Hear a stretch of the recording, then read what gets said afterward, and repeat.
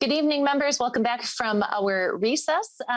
Just to remind people, remote hearings are held in accordance with House Rule 10.01.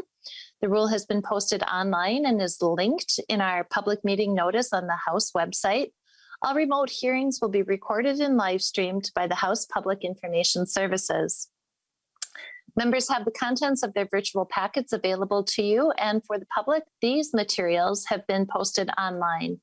Members, again, if you're looking for these items in one place, they're attached to the calendar event that Ms. Burt sent out earlier. To get on the list to be recognized by the chair, members using the Zoom interface should use their raise your hand function via the app, and Ms. Burt will place your name on the list to be recognized. Members, the agenda Ms. Burt distributed for this evening had a note that we'd approved minutes from earlier today during this evening's hearing.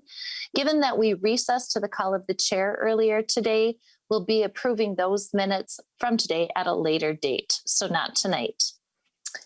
The timed agenda that was distributed for this evening's hearings is meant to provide you with added details around what motions we'll be taking up tonight, when we're hoping to get them, or when we're hoping to get to them for a final vote. And if it also provides you with an idea of how much time we have for each of these sections. We hope that this added level of detail has been helpful. The package on the table tonight that we're discussing is with the intention of moving it to Ways and Means, and it has been discussed at various times this session. In January, the committee reviewed and laid over House File 4. Some of those provisions from that bill will be discussed this evening. A full presentation on the governor's 2021 budget or summer budget package occurred on February 4th, and then another presentation was given on the items during the hearing on February 16th, where we laid over House File 1064. We plan to continue a robust discussion tonight and have allotted time for that.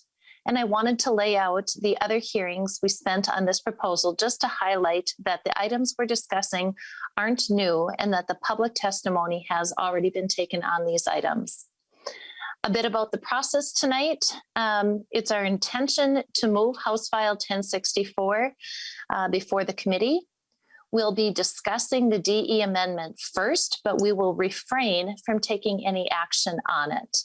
The introduction and discussion of the DE4 will happen between 5:05 and 5:40, but we may not need all of that time. Then we'll ask the author of the DE5 to officially move the DE5 amendment.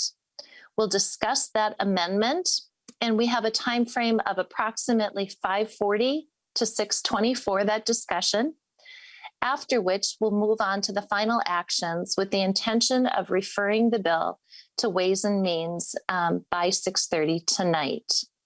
We are aware that some of the committee members this evening need to attend other hearings, and we wish to respect that. Are there any questions from members about tonight's process? Okay, I'm not seeing any. With that, Representative Davnie, welcome to the committee. Would you like to make a motion to move House File 1064 before the committee and to refer the bill to Ways and Means? Chair Davnie, you are muted. Of course I am. Madam Chair, I'd like to move House File 1064 to be recommended to pass and re-referred to the Committee on Ways and Means. Very good. 1064 is now before the committee. I understand, Representative Davnie, that you have a delete everything amendment, the DE4. And as we stated previously, we'll hold off on moving or adopting the DE4 until we've considered all of the amendments. Would you please proceed in describing your DE4? Thank you very much, Madam Chair. And members, this is our summer learning package. I think we all feel a sense of urgency, recognizing that the pandemic has had significant, but also significantly differential impacts on learning across the state and within families and classrooms. And so we are proposing in this summer learning package $104.5 $489 million in fiscal year 21, so current year dollars, to meet the immediate needs of students, staff, and schools that were identified by those same teachers, families, and school leaders to help lead our community's way out of this pandemic's impact on education. This proposal includes these key strategies: providing summer programming through community partnerships, providing summer mental health services for both students and staff, addressing declining enrollment in some schools, stabilizing their fiscal situation, ensuring college readiness for recent high school graduates, providing early learning opportunities for young children who may have missed out on pre-K or kindergarten opportunities due to the pandemic. Knowing that mental health concerns have become paramount for both students and staff, we include $7 million for mental health supports. Recognizing that some students were uniquely hard hit by the pandemic, we include funding to extend special education transition services for eligible students who otherwise would be aging out of those services. And we have heard from school districts across the state challenged by sharp student enrollment drops in the pandemic. We recognize that we anticipate that most of those students will be coming back in the fall, but those school districts have some fixed costs that we need to attend to. There's a number of school districts that have been reaching out to all of us, stressing the challenge they face with sharp, sudden, and unpredicted declines in enrollment. Parents are recognizing the power of community and the need for young people to get out and explore again in supervised and safe ways. So we include $27 million in grants for after-school learning, for field trips, and for neighborhood programs to embrace those opportunities for informal learning and for social emotional growth, including jump-starting full-service community schools for the fall. The preschool, this is a preschool to career summer learning package that needs to move now. Schools need certainty and budgetary projections to plan from. Families need to know what opportunities will be available to their children to learn and grow this summer. Some of these elements we have introduced as far back as last July, Madam Chair. It's time to act. With that, I would ask, I believe, Ms. Para to help walk us through the bill. Excuse me, through the DE4 amendment. My apologies. Thank you, Representative Davnie. Actually, I think we're going to start with Tim Strom, who will describe Article 1. And if I'm correct, Mr. Strom, continue. Thank you, Madam Chair. Article 1 of the DE4 amendment has to do with declining enrollment.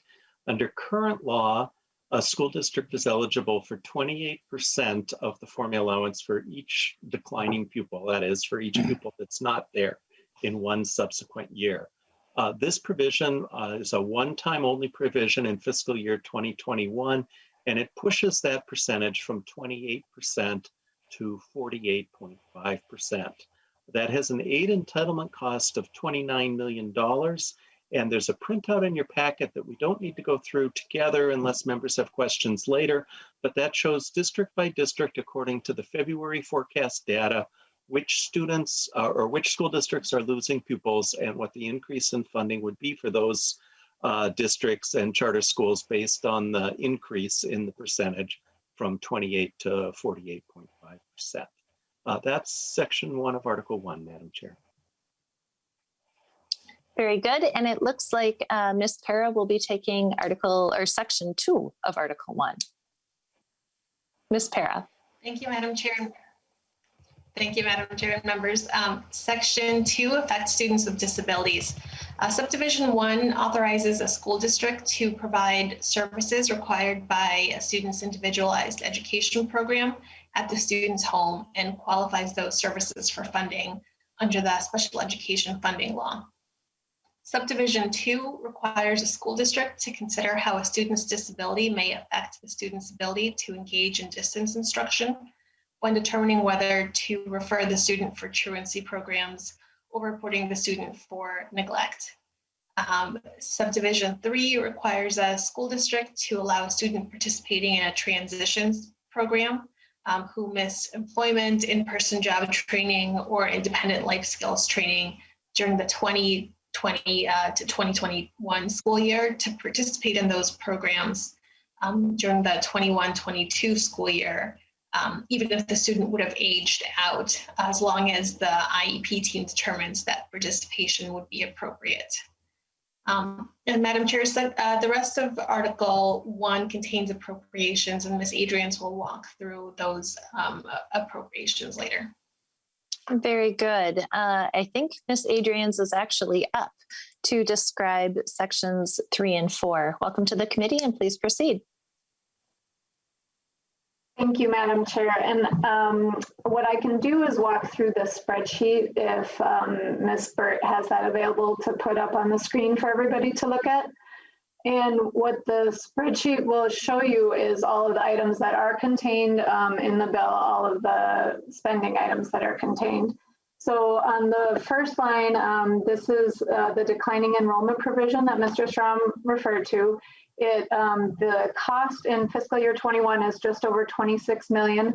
And then there is a cleanup cost. This is the remaining 10% that is paid out to school districts, and that's in fiscal year 22, just under $3 million. Under education excellence, these are all the grants. And I just want to point out that these grants are all one time, and they're all available for use until the end of fiscal year 22. The after school community learning grants are $5 million in fiscal year 21. Community partnerships are in the bill with $5 million. Field trips and learning opportunities are $10 million. Full service community schools are $2 million. There's a provision for neighborhood programs for $5 million. The summer college for high school graduates provision is $6 million. There are a handful of tutoring programs. So Math Core is in this D amendment for $3 million. Reading Core is in the bill for $2 million. And then tutoring services is $3.25 million in the bill. And then the special education provision, this is the transition program that Ms. Para referred to. The cost for this doesn't show up until fiscal year 23. And in that biennium, it's a total cost of $24,000. Under health and safety, these are the mental health provisions. There's $1 million for the mental health and well-being supports. And then the school-linked mental health provision is just over $6 million. And this is a program where the money would be transferred to DHS to administer the program. And then for early education, there is $20 million for summer preschool that would serve 4- and 5-year-olds. And then there is a final provision to increase funding for the ABE program at $10 million. And then just for general reference, the governor's recommendation included some recommendations for spending federal funds. And there was a recommendation to spend $57.5 million to expand summer programming.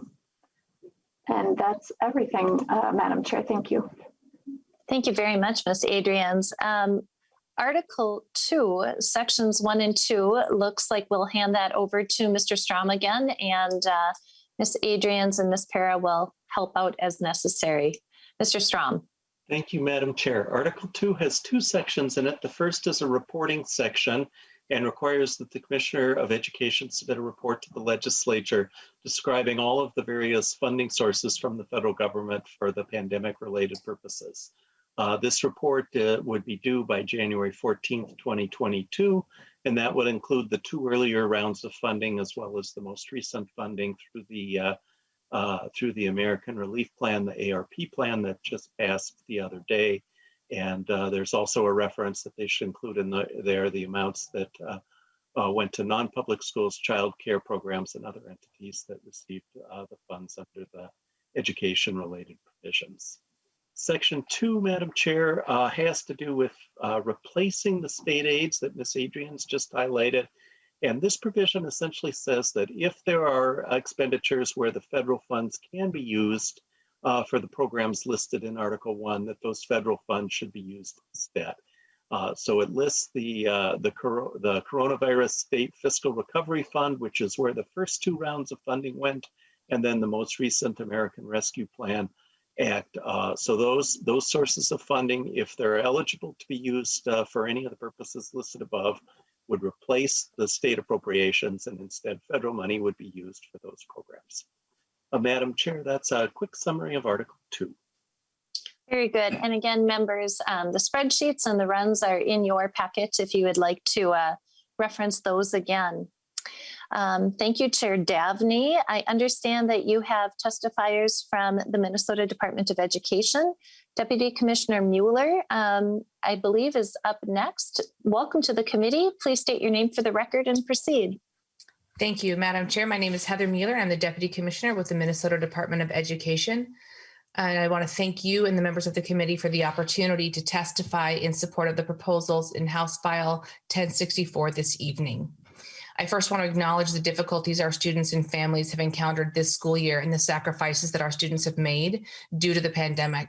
Our students will be entering the 2021-2022 school year, having had different life and learning experiences throughout the pandemic. This could include not being able to safely engage in in-person learning or activities and struggling with distance learning while they are home. Or it may be related to trauma as families struggled financially, feared for their health, or grieved the death of someone close to them. The proposals that we included in House File 1064 reflect the variety of supports our students need from pre-kindergarten through adult learners during the 2021 summer to support academic enrichment and to address not only academic gaps, but also gaps in educational opportunities, and to help them to enter the 2021-2022 school year more prepared and ready to learn. Starting with our youngest learners, House File 1064 supports school readiness in our most underserved 4- and 5-year-old students so that they can attend a star-rated public or private preschool or pre-kindergarten in-person learning program this summer at no cost to them. The pandemic highlighted inequities not only for our pre-K students, but also for our many kindergarten-aged children delaying going to kindergarten due to COVID-19. By providing comprehensive, intensive programming experiences during the summer months, this proposal aims to close the opportunity gap and the academic gap by better preparing early learners to fully participate in kindergarten. Continuing to support House File 1064 ensures that our K-12 students, as well as our adult learners, also have access to robust summer programs. By funding our partnerships with community businesses and organizations to build student and business mentoring and tutor systems and structures, it gives our school-based summer programs the opportunity to bring students and neighborhoods together in community centers, apartment buildings, and parks, and allows for academic programming and mental health supports to be provided in neighborhoods and schools. By promoting and supporting nonprofit organizations that are partnering with districts and charter schools to provide tutoring for students, the funding also provides access to field trips and hands-on learning experiences that give enrichment for our students and exposure to a variety of places like museums, historic sites, natural resources, and other places across Minnesota. The funding also provides access to college courses over the summer and expands adult education opportunities. These opportunities, combined with the federal funding to expand summer programs and allow districts and charter schools to make it available to all students, will create robust programs at the wealth of experiences and academic support. These summer opportunities will provide access to activities and enrichment during the summer that they may not normally have access to, and will help to fill gaps that may have resulted due to the pandemic. Our need to rely on distance learning as a primary form of instructional delivery has put our historically underserved students and their families at a particular disadvantage, many times due to lack of access to devices, internet, and supplementary activities requiring private investment. And House File 1064 helps to ensure that those students receive the support and equal access they need and deserve. While focusing on student academic success is front and center as we emerge from the pandemic, we also need to focus on the social, emotional, and mental health of our students because our students do not come in pieces. Research shows that mental health and academic achievement are linked, and the pandemic itself has caused worry, stress, and grief for our students, families, staff, and communities. House File 1064 provides much needed expanded access to mental health and well-being supports by putting approximately 125 school support specialists in schools over the summer to provide participants with one-on-one or group mental health supports, access to trauma-informed practices and evidence-based social emotional learning programming, as well as other activities for well-being like physical activity, mindfulness, and stress relieving activities during our summer school programs. House File 1064 provides support to our districts and our charter schools by bridging some of the gaps that exist due to the declining enrollment due to the pandemic and reducing financial hardships. Schools have incurred more costs than ever before, and while some of this has been covered by federal funds, fixed costs like those associated with rent or building costs remain unchanged. While we do not know what enrollment will look like in the coming year, we do know that we need to fully support our schools in keeping programming levels constant and robust. We are grateful for the committee's diligence in hearing this bill because it is essential that these proposals are passed by the legislature now. School leaders are currently making decisions about programming, staffing, transportation, and a number of other much needed supports in ensuring that we have access to our students over the summer. Action on this bill is critical for those decisions, and these proposals are critical for our students. As I close, I acknowledge that it is our collective responsibility to support both the academic and the social emotional needs of our students as we move forward. And I'd like to remind the committee that one of those important roles is to helping to provide the federal funds in supporting our students this summer. Those funds, which require the support of the LAC, are essential to expand summer programs. Even as more students move back to in-person learning, many will benefit from the additional access to high-quality, effective, and impactful summer programs. And we ask for your support in ensuring that this can be achieved for our students who are at the forefront of everything that we do. Thank you again for the opportunity to provide comments today and for your support on this bill. Thank you, Deputy Commissioner. Members, we are running ahead of schedule, so we have a few minutes at least for questions. If there are any right now, we can take those.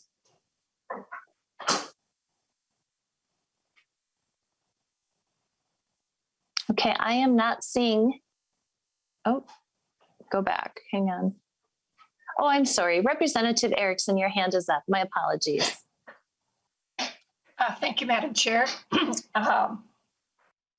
I'm wondering, Representative Davnie, how you determine the value of the appropriations for each of these programs. What was your, or maybe the department needs to answer that because I think this is basically the governor's proposal. So maybe Deputy Commissioner Mueller could answer that. How were these values determined?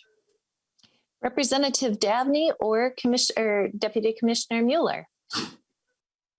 I think I'll throw that to Deputy Commissioner Mueller to start with. Welcome back, Deputy Commissioner Mueller. Thank you very much.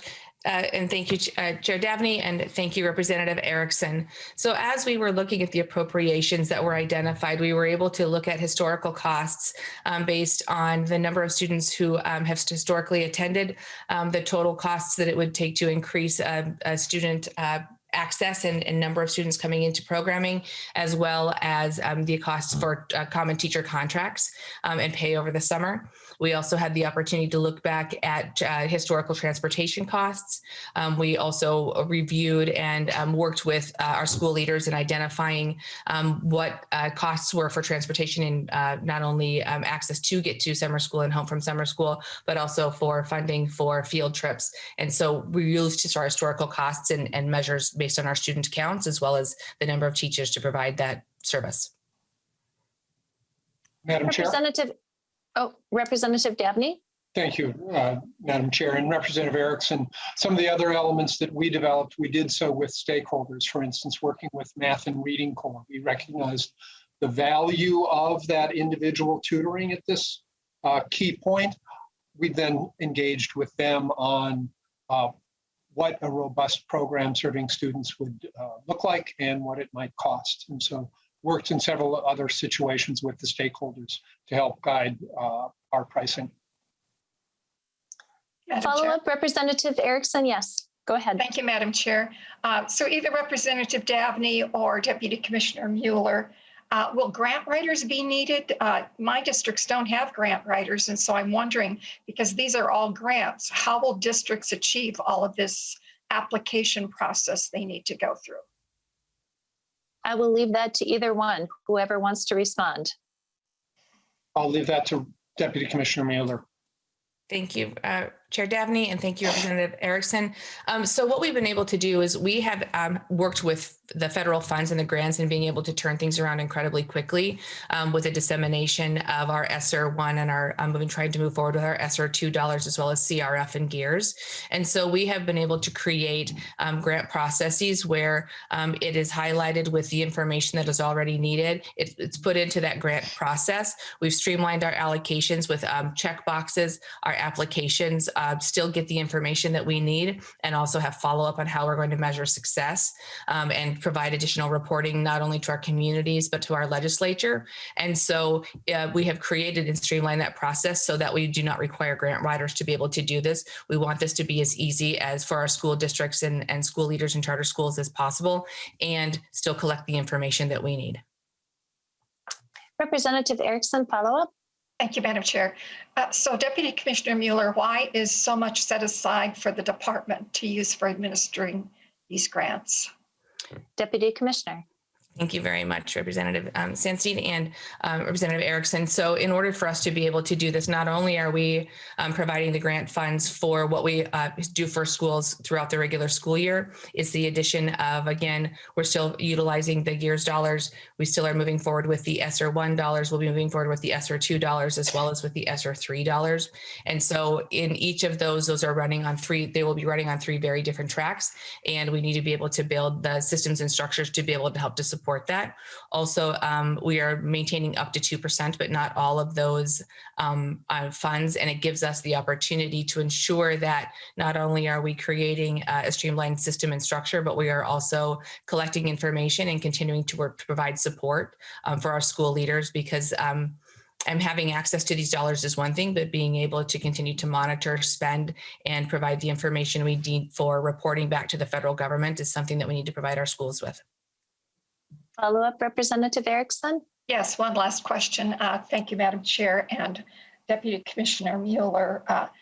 Isn't the way these grants, though, are portrayed in this delete all more favorable for metro and our urban districts than our rural districts? It seems to me that across Minnesota, we don't have all of these programs, and so they're going to be advantageous for the metro more than for rural. And that's what my superintendents noted today when I walked them through this. Deputy Commissioner Mueller. Thank you, Representative Sandstein and Representative Erickson.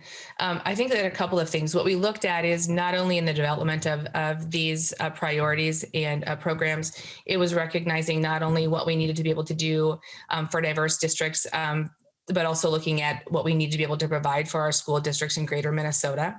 And so although there are some districts that do have some of these programs that are already created, it is also meant to be able to help to support school districts as they are beginning and building these programs, because they would be able to be utilized not only with the federal funding, but being able to not only support this summer, but hopefully into that next summer. It provides continuity in programs. And so it helps to get some of those programs up and running. And we as a department will be able to provide support in that work for them. Any follow-up, Representative Erickson? Well, thank you, Madam. I was going to call you Speaker, Madam Chair. Not yet. But based on what Deputy Commissioner Mueller just said, if a district were to begin or charter one of these specialized programs using these dollars, then how do they fund them in the future? Because this is one-time money. Deputy Commissioner. Thank you. I appreciate. Thank you, Representative Sandstein and Representative Erickson. So, in addition to being able, these community partnerships and tutorings are examples of our ability to provide geographic equity, and their ability to be able to maintain that is also built into some of the pieces that we have moved forward with outside of the summer programs, but to provide continuity in what we put forward in our policy bill. Any follow-up? Thank you, Madam Chair. Thank you, Madam Chair. You're welcome. Representative Drazkowski. Thank you, Madam Chair. I'm curious about the last section of the bill. I'm getting there. Dealing with the crossing of federal funds in the night. Maybe the question is for Commissioner Mueller or or someone, maybe Mr. Strom. The enactment date is the day following, or the effectiveness date is the day following final enactment. So I guess, Commissioner, if this is enacted tomorrow, how quickly is the department going to turn around and spend these funds from the general fund and send them to these programs and school districts? Deputy Commissioner, or we could kick this to Mr. Strom.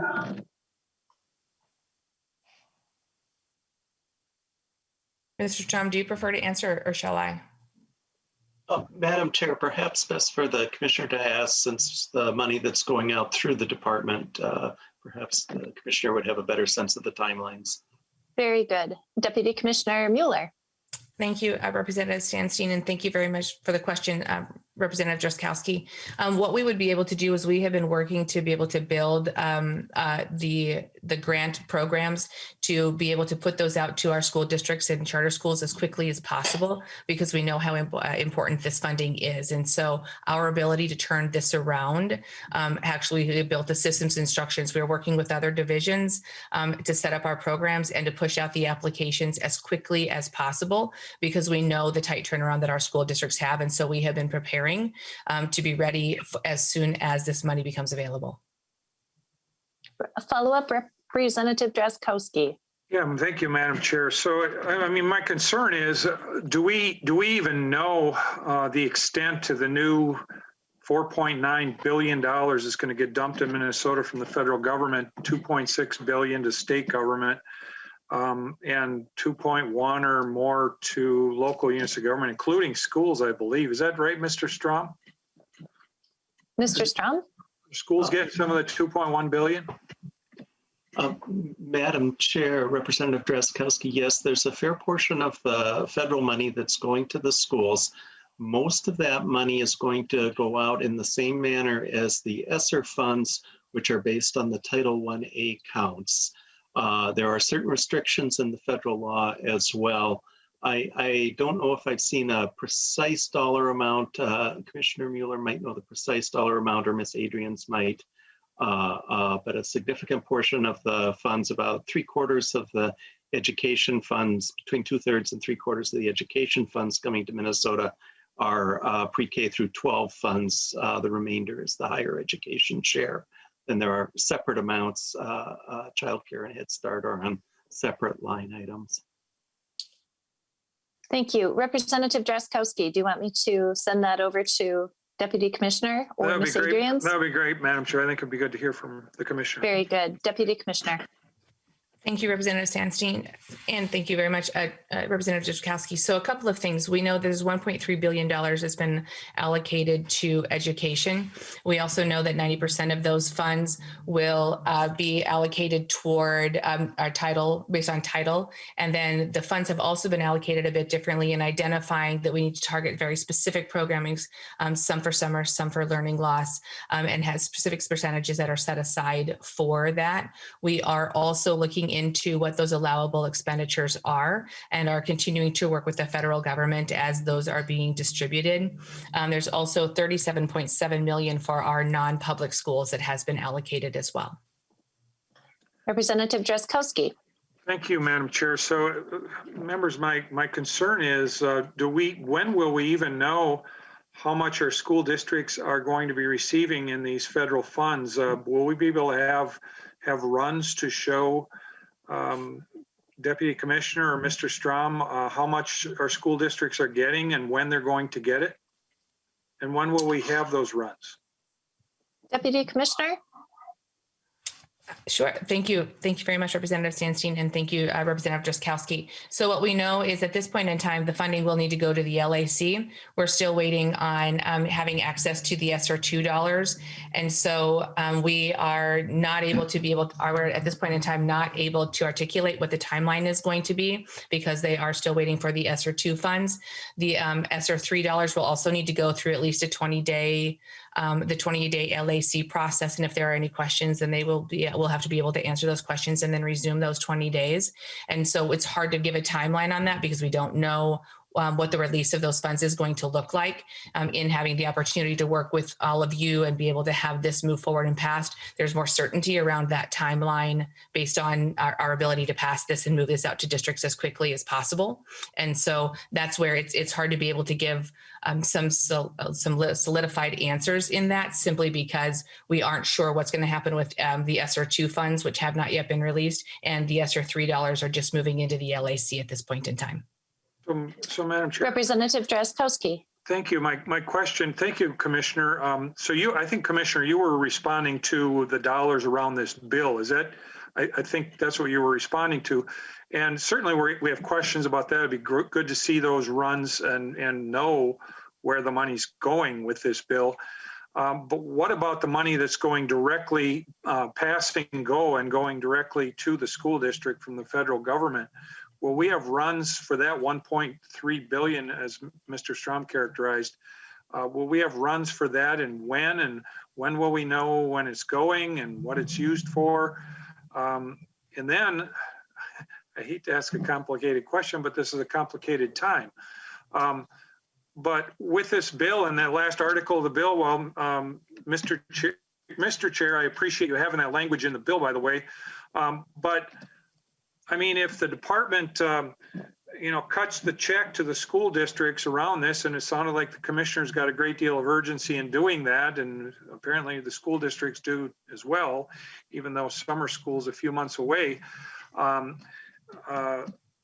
If that happens quickly within a couple of weeks, it may happen before we know about the eligibility of some of those federal funds that the Deputy Commissioner was referring to. And we may end up cutting general fund money to the school districts before we know that federal money could be usable for this, according to and in the spirit of Section 2 of Article 2 of the bill. Madam Chair. Chair Davnie. Thank you very much. Just to assure Representative Drazkowski, if you're looking for runs, there is a run showing the distribution of the declining pupil aid that was included in your calendar event for today, and is also, of course, posted on the committee's webpage for the public.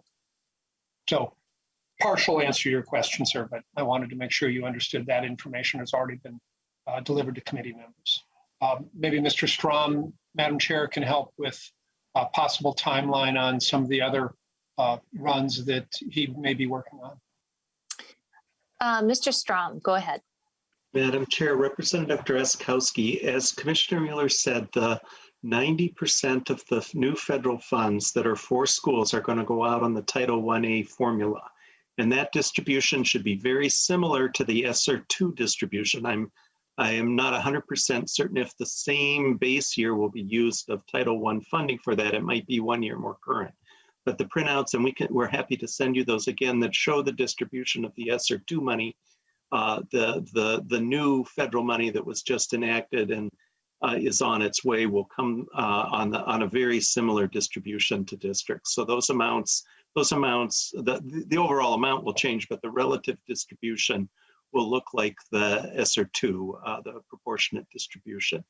One other quick thing to say about the way the department is implementing the money is the money does not go directly to the districts. It's actually through an application process so that the department can determine that the conditions of the federal funding are being met.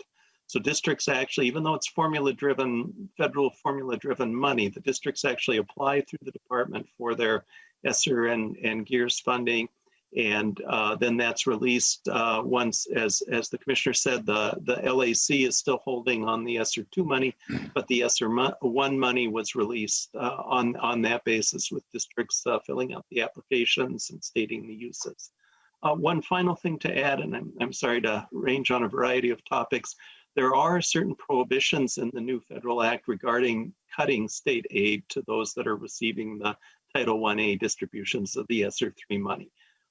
There aren't prohibitions about moving other money around that, but there are prohibitions against cutting the money to those who are receiving the federal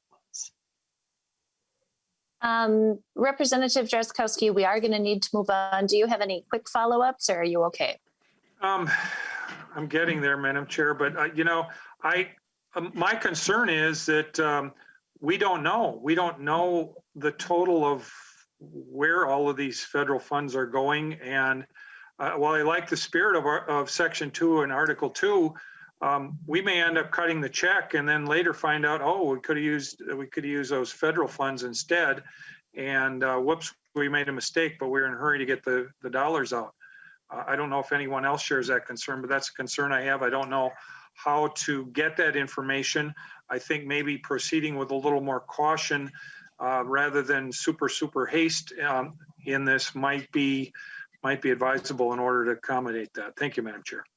You're welcome. Representative Drazkowski, I just want to, I don't see any other hands up. I just want to comment quickly that in my conversations with the school districts I represent and that I've been visiting with over the course of this session, they are in need of money now. They are ready for that. I've listened to my charter schools about some of the hardships that they've faced. I think I do hear your comment, and I understand that. I do think that if we went to the school districts, that they would be in favor of moving now.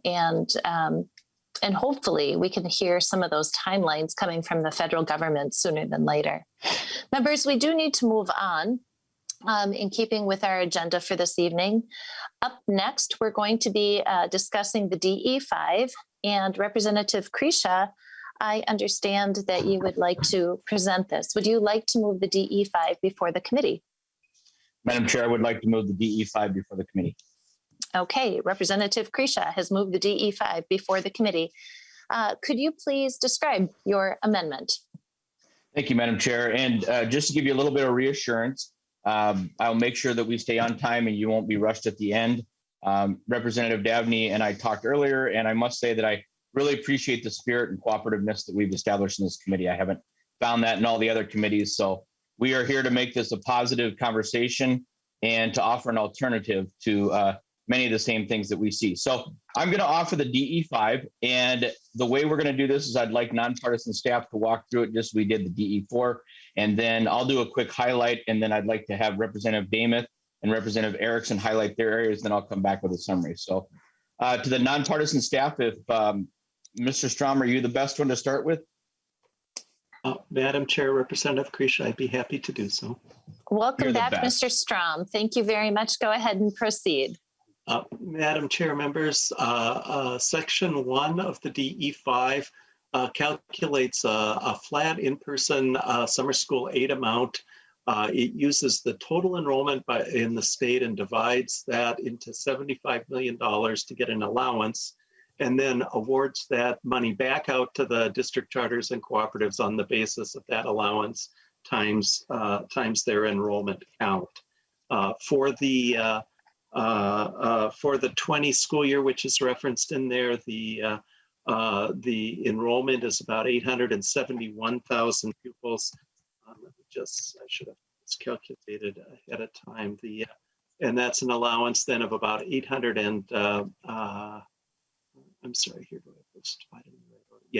$860 per enrollee. Enrollee is a slightly different measure than we sometimes use, but it's a fixed number that's from the fall enrollment count of students. So essentially for every student enrolled in the school district, charter school, or cooperative unit, there'd be an amount of $860. Subdivision 2 of this provision lays out the purposes. You can go through those purposes there starting on line 1.12.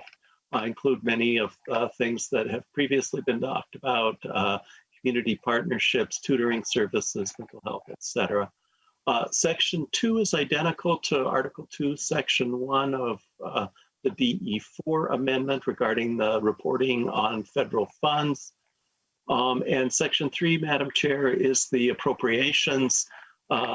This bill has 5 appropriations in it. For the summer school program, $75 million.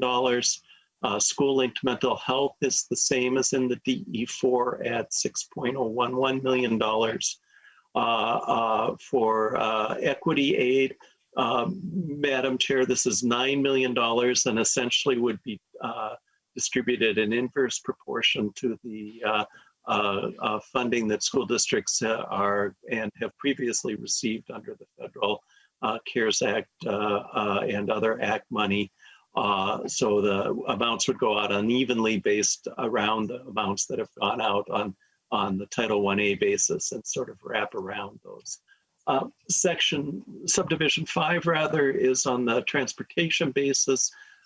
This uses the same transportation adjustment that was in the bill the committee heard last week, authored by Representative Sandsteed, and distributes $2.3 million for summer transportation to those districts that were had a shortfall in their transportation budgets, as identified by the transportation sparsity adjustment. And then finally, Madam Chair and members, Subdivision 6 of the appropriation has $15,017,000 in it for additional early learning scholarships for the summer period.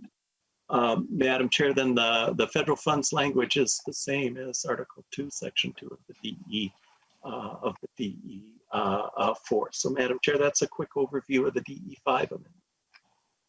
Very good. Thank you, Mr. Strom. Any other comments from fiscal staff, Ms. Adrians or Ms. Para? You're good. Okay. Representative Krisha, who would you like to have next?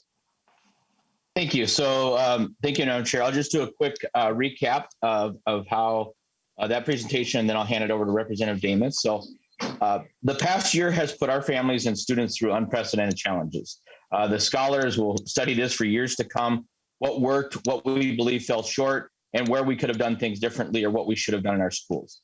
In the meantime, however, we're offering the DE4 in correcting the learning loss and with a goal of more in-person and hands-on learning. As Mr. Strom highlighted, $75 million for summer school aid for school districts, charter schools and cooperative units in per pupil aid based on their fall 2020 enrollment pre-COVID. Summer programs aid could be spent on summer school activities, including summer academies, academic day camps, community partnerships with businesses and organizations for summer mentoring or tutoring, expanding access to tutoring for academic enrichment and learning loss recovery, expanding mental health and well-being supports to students attending summer learning programs, summer field trips, hands-on learning activities, and youth academic programs. I just realized I'm using hand gestures that none of you can see. Summer credit recovery to help students get back on track towards graduation, neighborhood partnerships to bring summer learning programs into the community, enrichment programs for recent graduates, including one-on-one or group mental health supports. The $6 million in school link mental health, both sides agree on that. I think there's a lot that we can work on with that foundation and that agreement and expand current services, providing additional outside one-on-one mental health supports.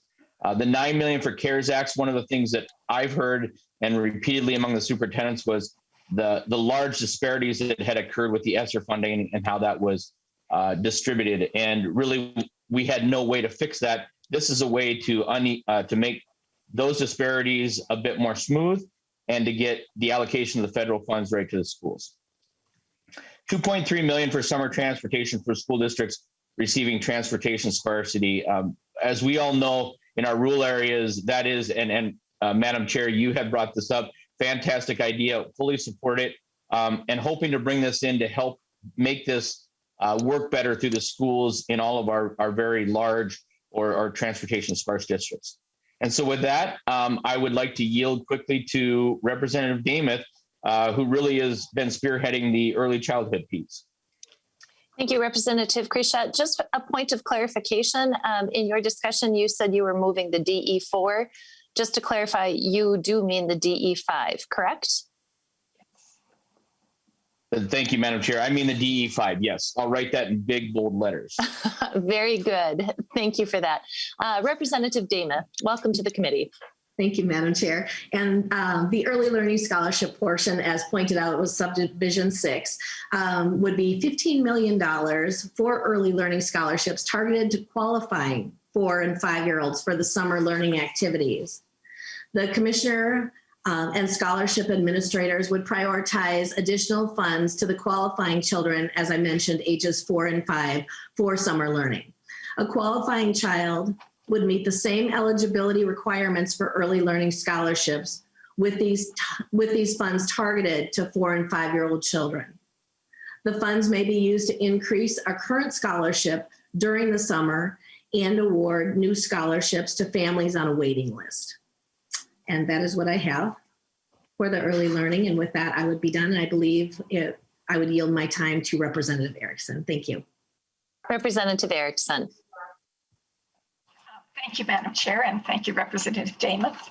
I'm going to start with Subdivision 7, the federal funds, which directs the Commissioner of Management and Budget to determine whether the expenditures authorized under this section are eligible uses of federal funding received under the Coronavirus State Fiscal Recovery Fund or any other federal funds.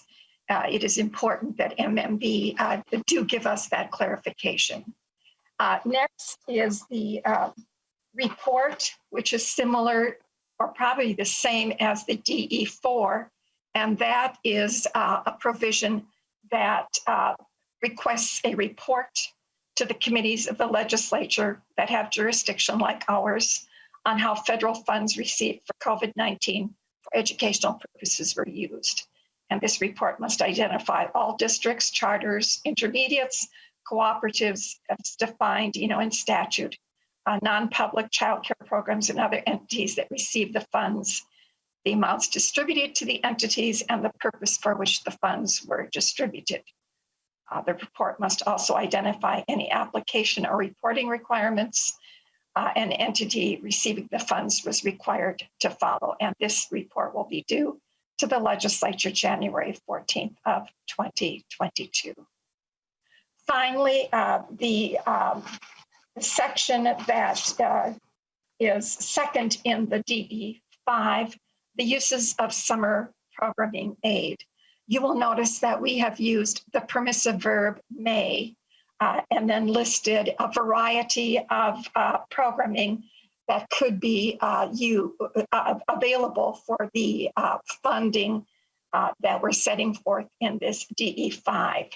Now, in my conversation with my superintendents earlier today, they're very much appreciative of having permissive language, because if you think about it, across the state, the lockdown, including from the time that we began ours in March a year ago through the end of the school year, and then the beginning of the next school year, were far different across the state. And each of my schools in District 15A and surrounding area and Senate District 15 did operate differently during the lockdown as well as the start of the school year. And as you know, we even had 26 districts, including charters and one cooperative, that did in-person learning right away in September of this school year. So it is important that they know that we recognize there is such a great difference about what they might want to do during a summer program. So they expressed a great appreciation for the variety that we provided. We don't have quite as great an achievement gap in rural Minnesota or outstate Minnesota, at least not in our smaller school districts, as we do in the inner city.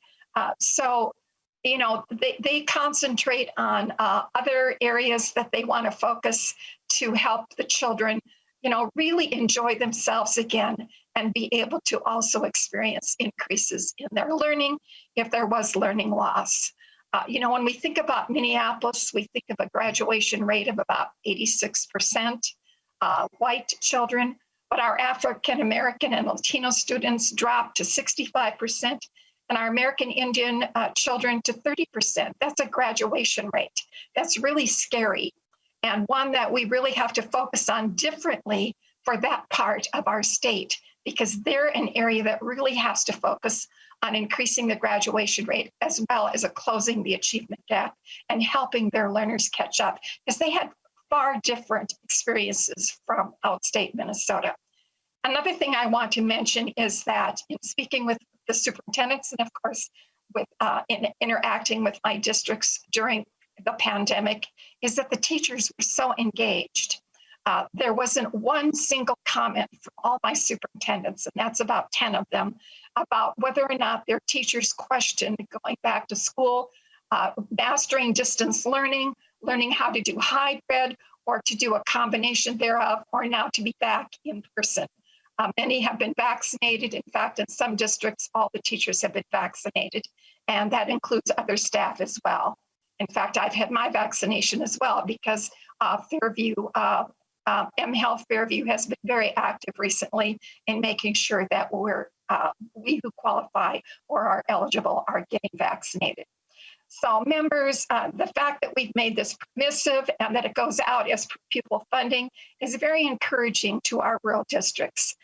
We need to look at that achievement gap. There could be a 40-point difference in Minneapolis-St. Paul, and we need to be concerned about that.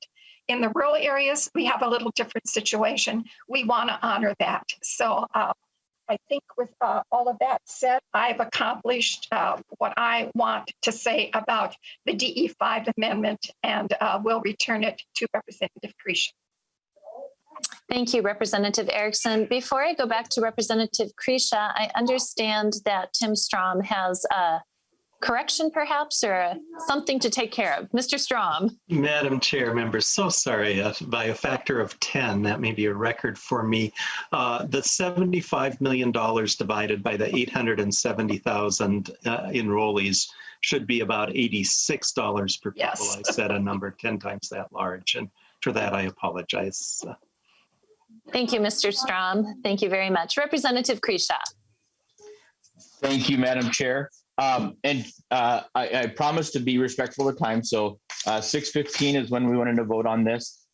What I would ask, we have a little bit of time. I'm wondering if Commissioner Mueller could just give us her reaction. I'd like to see what feedback she has on this, because I think we have alternative viewpoints here, or alternative solutions, and certainly want to see what the department's take on that would be. Deputy Commissioner Mueller. Thank you very much, Representative Sandstein, and thank you very much, Representative Krisha. I appreciate that, and I appreciate you bringing forward an amendment. What I know is, and I've said this before, that I think that the reason all people serve on this committee is because we first and foremost put students at the center, and we're all trying to think of ways for us to be able to help to support our students, our families, and our communities the very best we can. And I think that there are places where we certainly have points of agreement. And so our ability to be able to help to support not only our students in Greater Minnesota and recognize and are cognizant of the differences is something that we know is important. We also know that while it's true that graduation disparities may look different in in Greater Minnesota than they do in our metropolitan areas.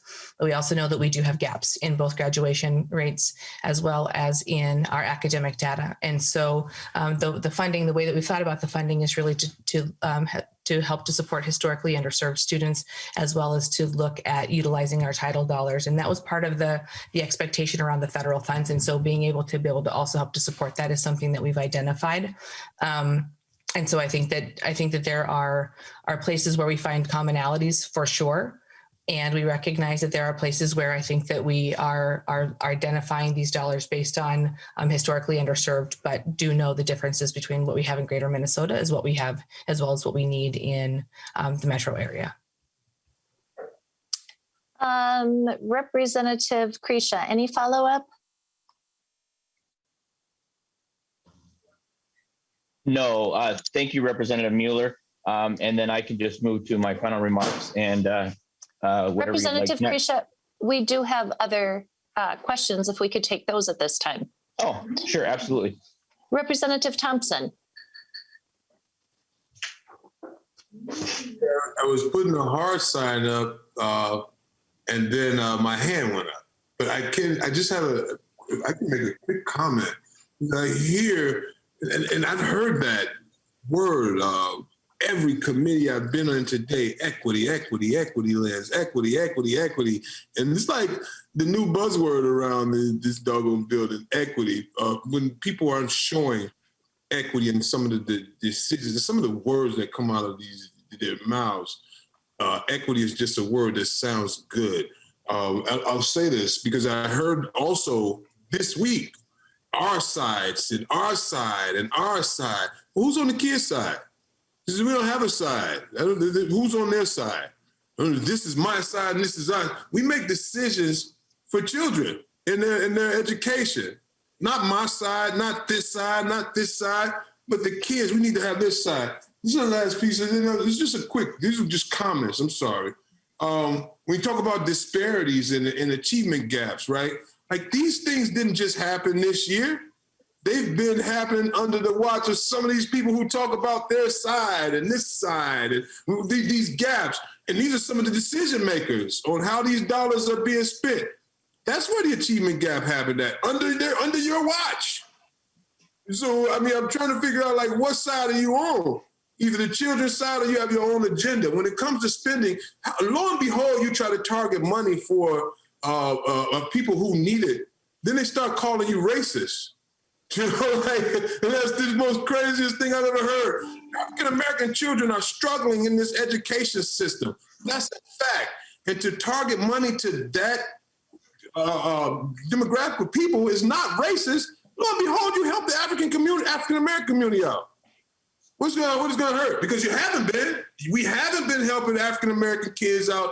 That's why we're at the top when it comes to achievement gap. We haven't been investing funds in the African-American community, in the African-American teachers and administrators. Hell, we don't even have African-American lunch ladies. You know, because the money comes here and then it goes out to all these places except my community, except our community. And when I say something about it, then they call me racist. John's speaking up for one group. Well, if you can look at this screen and look at the color of my skin, I've been nothing but this skin color all my life.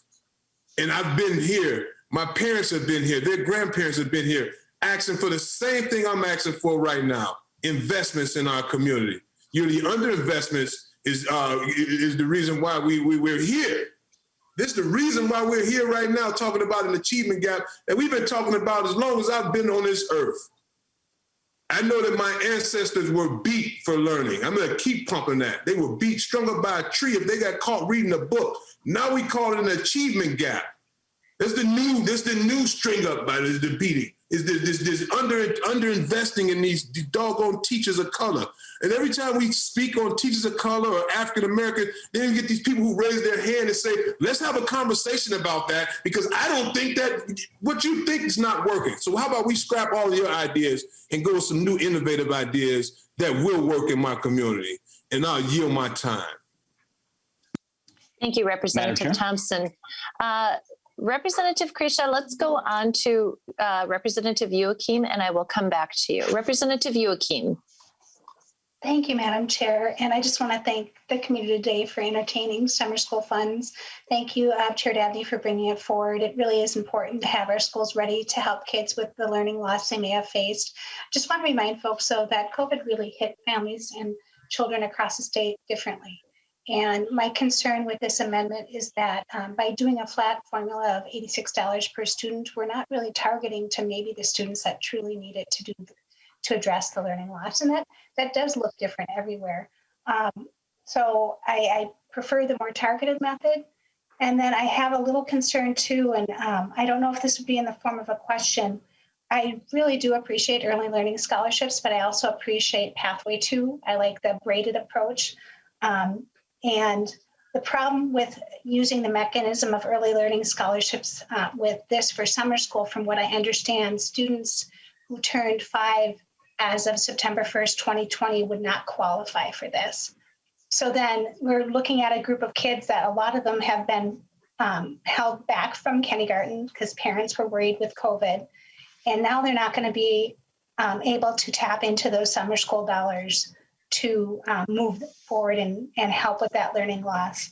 Plus, the scholarships are an added layer of complication for parents to get through before summer school hits. Plus, it's tougher for programs that are delivering the services to move ahead trying to guess how many kids that will qualify for, whether, you know, we're in a crunch here. We want to get this done. We want to get kids into summer school. And for a program to get off the ground, they have to know what their set dollars are and not just wait to see who applies. So that's a concern with summer school using that mechanism. And I don't know if anybody wants to respond to that. If MDE, we'd kind of like to hear what their thoughts were on it. Thank you. Deputy Commissioner Mueller. Or I'm sorry, either or MDE if somebody else wants to comment.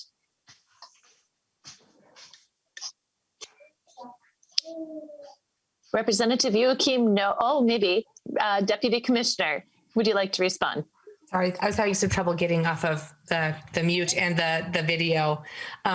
So I really appreciate the question. Thank you very much, Representative Sandstein, and thank you very much, Representative Joachim. I want to make sure that I'm answering the question fully. Could you repeat your question one more time, please? Representative Joachim. Thank you, Madam Chair. Thank you, Deputy Commissioner Mueller. My concern with using early learning scholarships for a summer school program is that it's one added layer of complication. Two, students that turned 5 as of September 1st, 2020 would not qualify. And 3, just having the districts not knowing what that funding is going to be to set up their programs as quickly. Thank you. Deputy Commissioner. Thank you. Thank you, Representative Sandstein and Joachim. The summer preschool proposal really captures children who may not be served through our early learning scholarships. It's children who are age 5 as of September 1st, 2020 and are not eligible for those scholarships. Thus, it would really take effect, make one of the intended cohort age groups ineligible. And so since the current scholarship waitlist only includes children through age 4, changing this $20 million in funding to be administered as early learning scholarships diverts an unknown amount away from the intent of the proposal. And while the priority for eligibility is low-income children with similar priorities as early learning scholarships, this proposal captures a wider population for a prioritization, including children who are tribally enrolled and children receiving supports and services such as those who identified through early childhood screening and or early childhood special education services. Follow-up, Representative Joachim. Thank you, Madam Chair. That was one of my concerns. I mean, we really are talking about getting kids prepared that should have maybe been in school already this fall where parents decide to hold them back, and making sure our learners are ready to go. And I wouldn't want to add any more complications or leave folks out.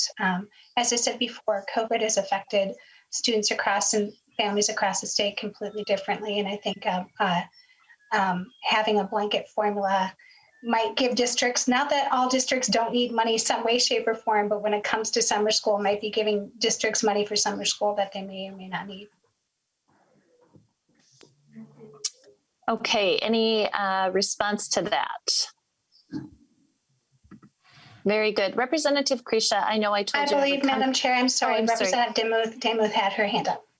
She does have her hand up. I did tell Representative Krisha I would come back because I think he wanted to respond before I went to you. And then I will come to Representative Demuth. So Representative Krisha. Madam Chair, you can, if you'd like, you can let Representative Demuth and then I'll finish closing. Very good. Representative Demuth. Thank you, Madam Chair.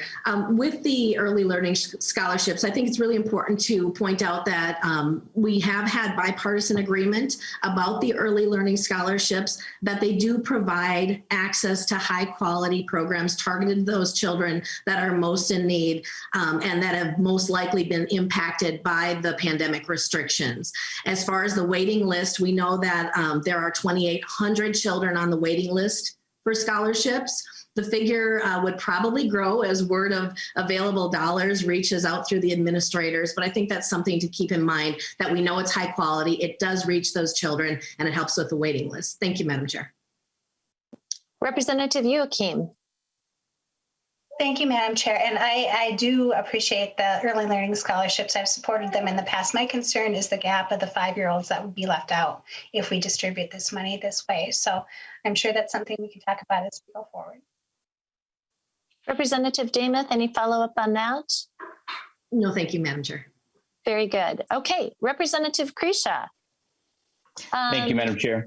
Yes, go ahead. Okay, thank you, Madam Chair. So a couple of responding remarks. So first to go with Representative Thompson, I appreciate the comments And I highlight that you had mentioned sides. I agree we don't need to take sides. You're welcome to vote for this and join the supporters of this bill as well. I know you just throw out there that all of the ideas should just be thrown out. I disagree with that. I think there's a number of ideas in here that actually we both agree on. In fact, are in both bills or in the governor's bills. Number one, I would highlight the Opportunity Scholarship, which for many, many people have seen the effects of how that hit some of our most difficult populations of students and families, and is very targeted towards lifting those families up specifically, and had great support from many, many, many of the communities that you're familiar with in the metro area. In fact, St. Paul has given great support to that. I've had great testifiers for that. The other thing that I would note out is in your comments, you were just broadly brushing things aside. I wish that you would be a little bit more targeted with your policies rather than just throwing broad comments out there. We're really trying hard to put an alternative together, an alternative policy that's what's being presented. I think we have two good proposals here. In fact, Commissioner Mueller pointed to some of the things that are of value on here and some of the things that she would probably like to change, but I suspect that exists with both of these amendments. In fact, Representative Joachim mentioned that this may have hit communities differently. It is, but we don't know what that is. I can tell you, if you come to some of the smaller districts that I've talked to, districts where superintendents are school bus drivers as well as part-time superintendents, they don't have grant writers. They don't have abilities to simply find the paperwork or manage the bureaucracy. So it looks like we're going to have bureaucracy across the board. If you're going to argue that opportunity scholarships create more bureaucracy, I'm going to argue that by holding money back for the department and creating more grant-based programs is going to hurt other schools disproportionately. So what we're trying to offer here is, we know that COVID has affected every single kid, every county, every teacher, every school district across Minnesota. The ESSER funds were disproportionately sent out. We've heard that time and time again. In fact, there was a lot of districts just miles apart from each other that had huge disproportions when the impacts were the same.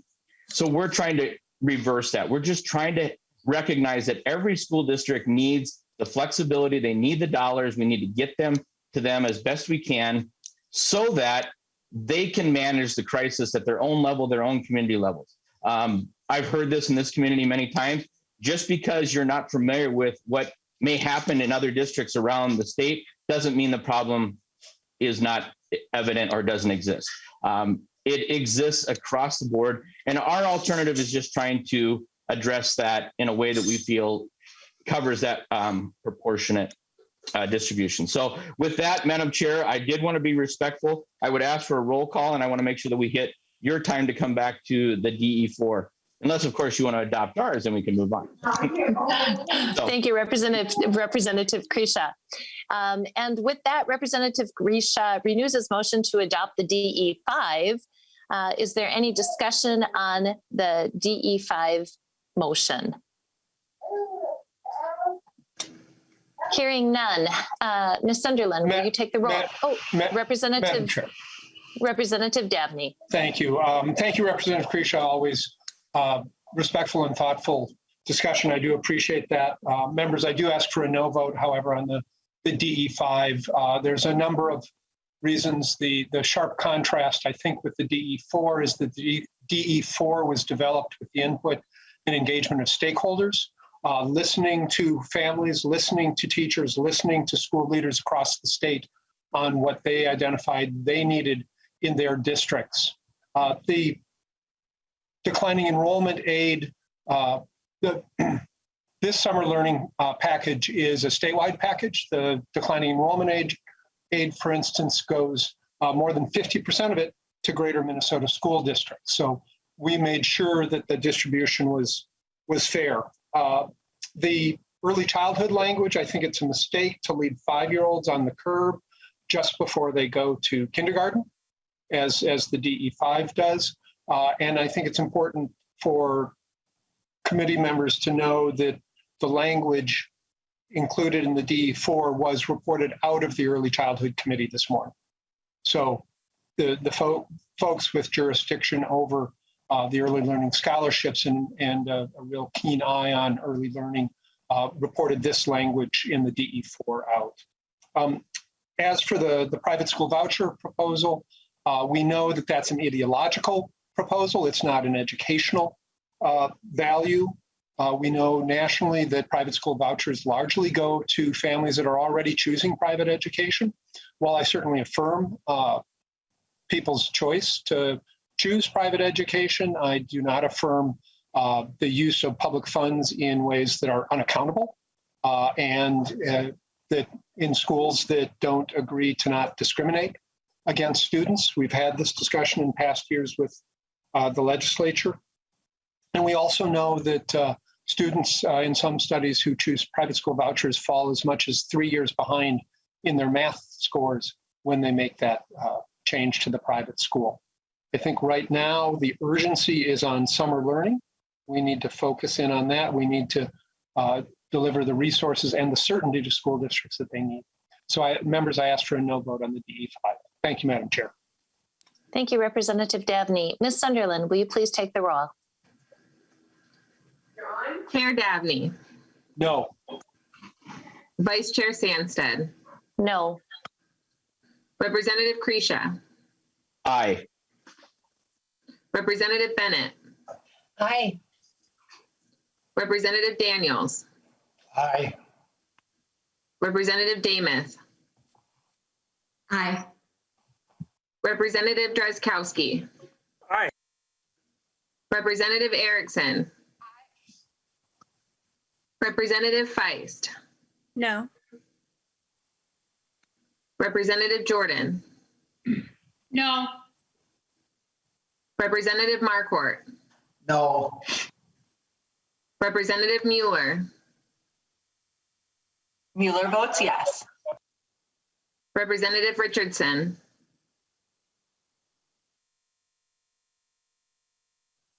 Representative Richardson. Representative Thompson. Thompson votes no. Representative Wolgamott. No. Representative Zhang. No. And Representative Joachim. No. The vote yields 7 ayes and 9 noes.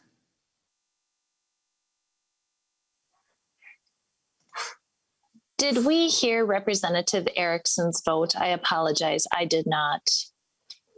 I did hear her vote aye. She can vouch for herself. Voted aye. Very good. Thank you, Representative Erickson. Hearing 9 nays and 7 yeses, the motion does not prevail. The amendment, the DE5, is not adopted. Chair Davnie, would you like to move the DE4 before the committee for adoption?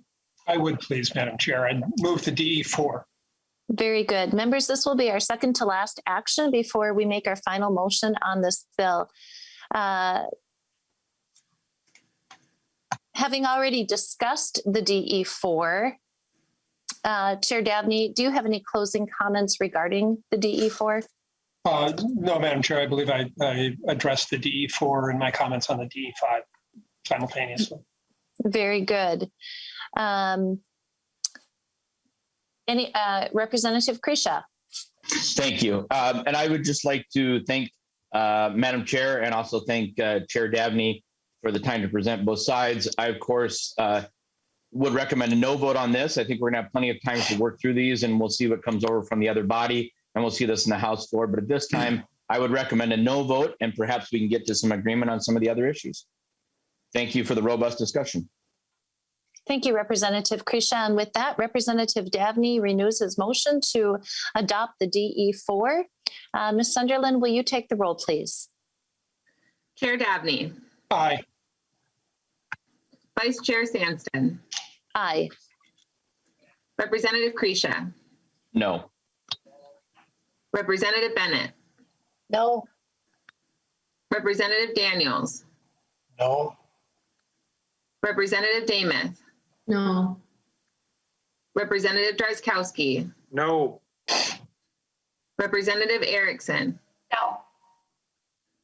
Representative Feist. Aye.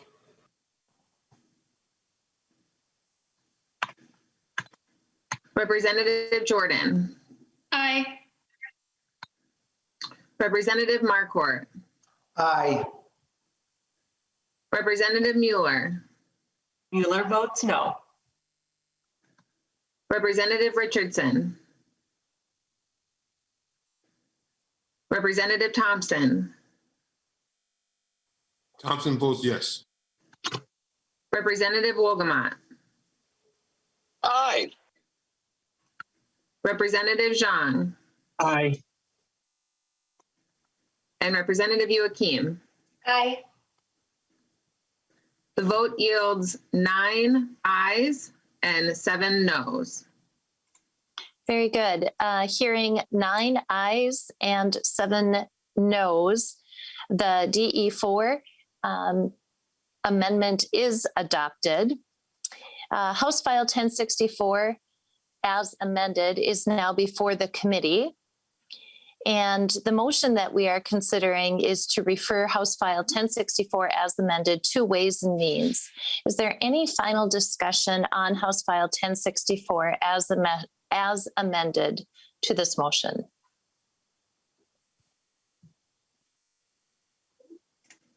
Representative Krisha, any comments? I promised to make sure we got out on time, so we can go to a vote. Very good. Thank you. Representative Davnie, any final statements? Thank you, Madam Chair. Thank you, members. Thank you, Deputy Commissioner, for being here tonight. I ask for member support. Very good. And with that, Representative Davnie renews his motion to refer House File 1064 as amended to the Ways and Means Committee. Ms. Sunderland, please take the roll. Chair Davnie. Aye. Vice Chair Sandsted. Aye. Representative Krisha. No. Representative Bennett. No. Representative Daniels. No. Representative Damath. No. Representative Drazkowski. No. Representative Erickson. No. Representative Feist. Aye. Representative Jordan. Aye. Representative Marquardt. Aye. Representative Mueller. Mueller votes no. Representative Richardson, I've been told, is in a transportation hearing. Representative Thompson. Thompson votes yes. Representative Wolgamott.